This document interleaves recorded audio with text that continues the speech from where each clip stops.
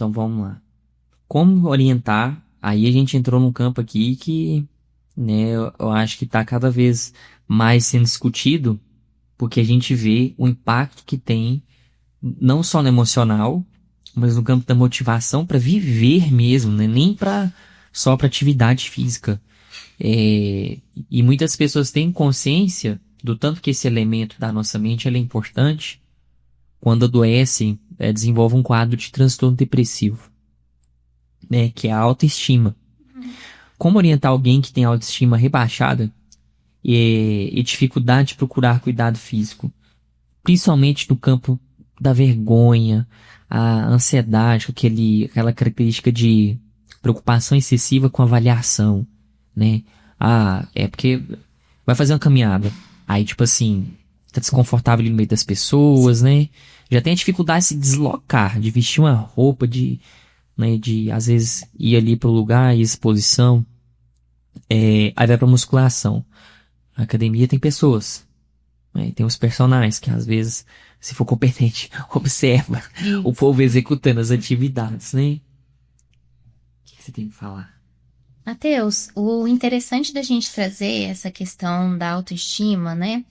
É que no senso comum a gente entende a autoestima muitas vezes atrelado à ideia imagem, né? Então, assim, se eu, Júlia, estou com a autoestima boa, porque eu tô satisfeito com a minha forma, tô satisfeito com a minha forma corporal, hoje eu vesti uma roupa que eu me acho bonita, né? Acordei de bem comigo.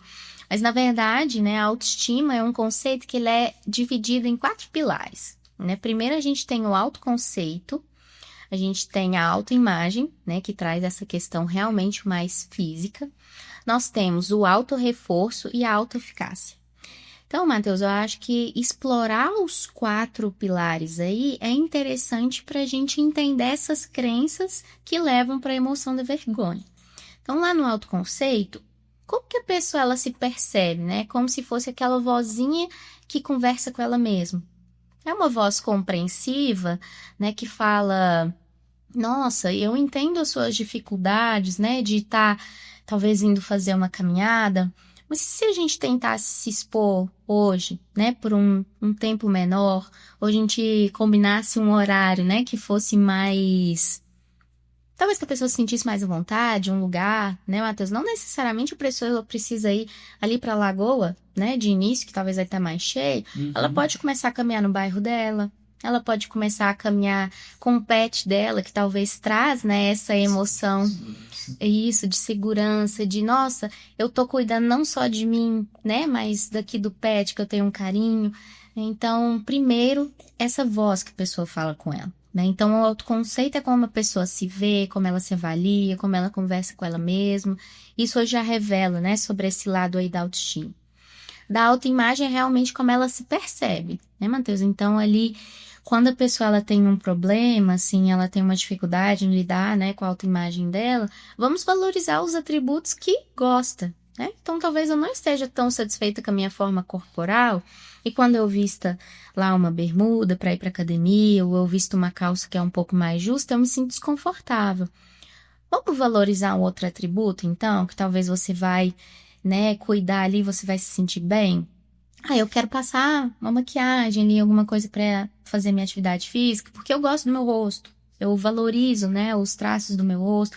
Ou eu sou muito vaidosa com o cabelo, então por que eu não posso ir lá e fazer um penteado, né, bonitinho, assim, e valorizar isso? É uma forma que eu vou chamar a minha atenção para aquilo e que provavelmente as pessoas também vão olhar, né, e aí a pessoa ela também pode buscar ali alguma forma de talvez disfarçar um pouco o que está incomodando mais, né, Matheus?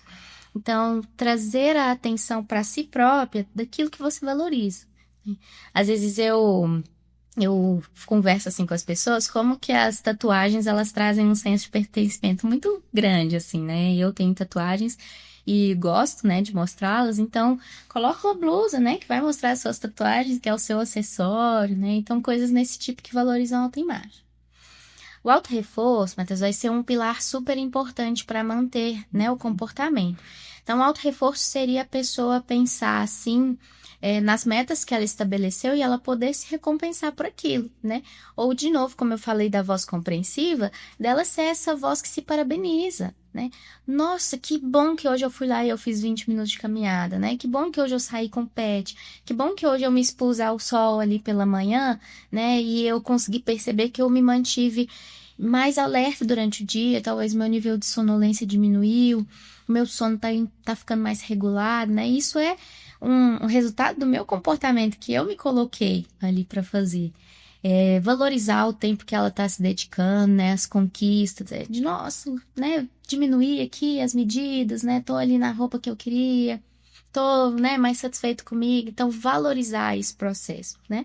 E às vezes eu falo com os pacientes até do se mimar mesmo, né, Matheus? Então, vou comprar uma roupa nova, né, pra mim, o melhor pré-treino, uma roupa nova, né? Sim. Algum equipamento novo, como lá no Muay Thai, né, Matheus? Uma luva nova. Tô passando por isso. De poder se recompensar pelo processo, né? No caso de nós corredores aí, quando a gente vai lá e compra um tênis, né? Fica doido pra fazer relógio, pra fazer um treino novo. E, por fim, a autoeficácia. Matheus, para quem não conhece, a autoeficácia é um conceito que diz do quanto a gente se vê capaz de lidar com situações desafiadoras, com momentos ali que, digamos, exigem, né, uma certa resiliência de nós. Então, Matheus, quando a gente coloca a autoeficácia ali de, nossa, parece que eu cheguei na academia e eu não sei fazer nada. Tá certo. Né? Você talvez não é formado em educação física, você não é um profissional, você não precisa saber a execução correta, mas a sua autoeficácia te diz da competência de ir lá e solicitar uma ajuda, né? E de aprender cada dia mais. E aí, quando você aprende, você vai lidando com novos desafios, de aumentar uma carga, de aumentar o tempo que você faz a caminhada, de aumentar a distância, de conseguir fazer mais flexões, mais abdominais, né, Matheus? Então, a autoeficácia diz dessa capacidade que a gente vai ter de falar, nossa, eu vou lá, né? Talvez eu esteja com uma emoção que tá, né, dizendo que vai ser difícil, que pode ser mesmo difícil, mas eu vou enfrentar. Então, a autoeficácia, ela vai ser fundamental, Matheus, para a gente se manter ali ativo, né, nesses comportamentos e poder se motivar também. Todas as suas respostas eu amei, mas essa aí foi surpreendente. Dentro do propósito da psicotina, né, eu sempre pontuei muito essa questão da pessoa ter uma autoconstrução, sabe? Mental, física, etc. Por aí vai. E você trouxe conceitos que eu valorizo demais dentro da minha prática clínica. E eu acho que deveriam ser uma cultura a começar individual, né? Nós, psicólogos, plantando os pacientes.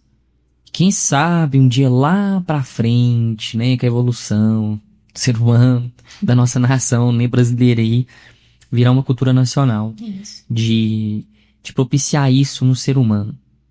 Autoeficácia, autoestima, autonomia emocional, né? Nesse meu livro aí, o que eu tô escrevendo agora, eu cito muito o Diógenes de Sinope, né? A gente falando da Grécia Antiga e tal. E aí o Diógenes, ele é um exemplo, sem ter consciência, né? De autonomia emocional, porque era um ser humano que não tinha necessidade ou vínculo com o mundo material, né? E aqui eu falo muito dessa questão, não precisa ser radical, tá, gente?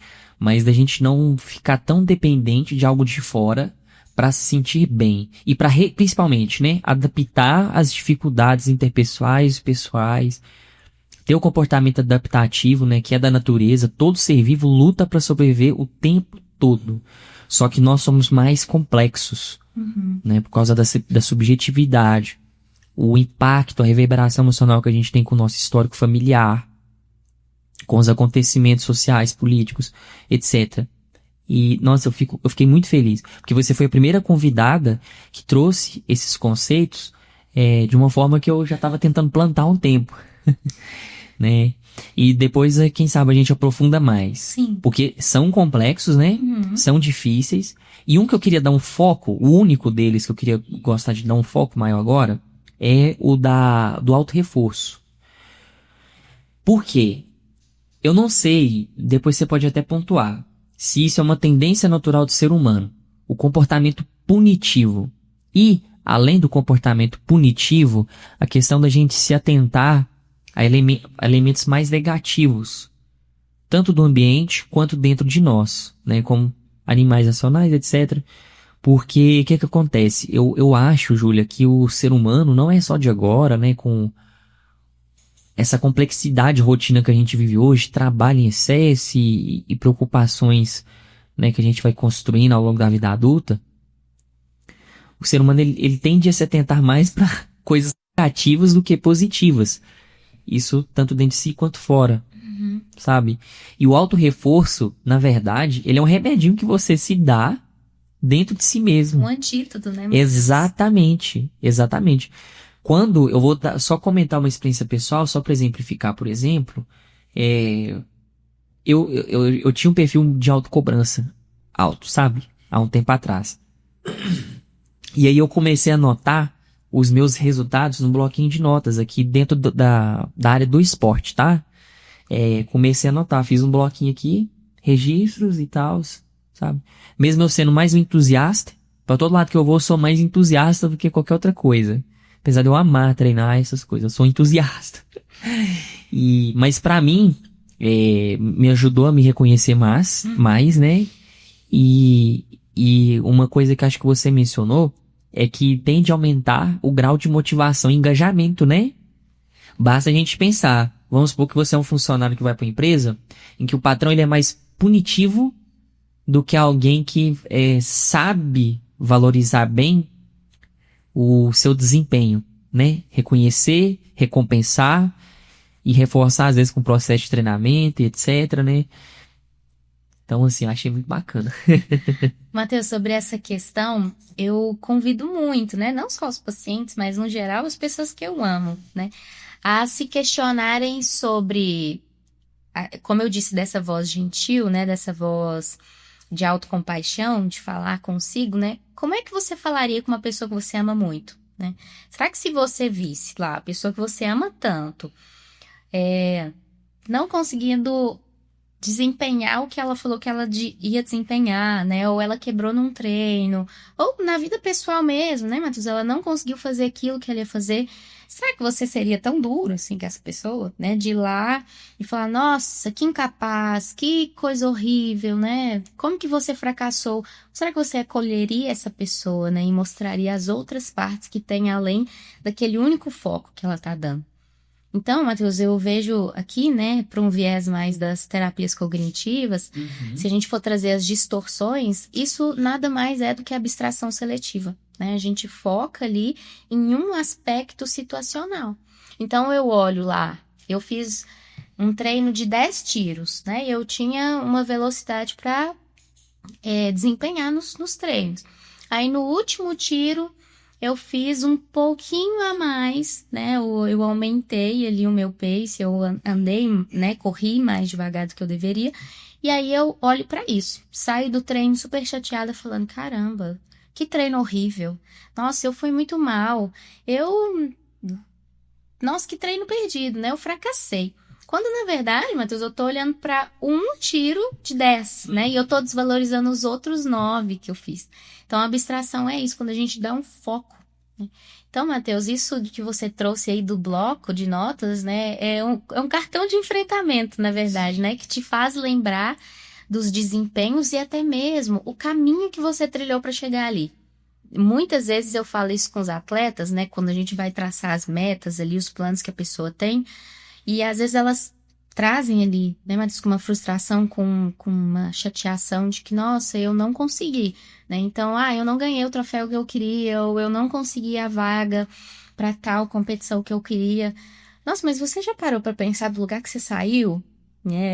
No triatlon, por exemplo, Matheus, eu acompanho uma certa frustração com a natação.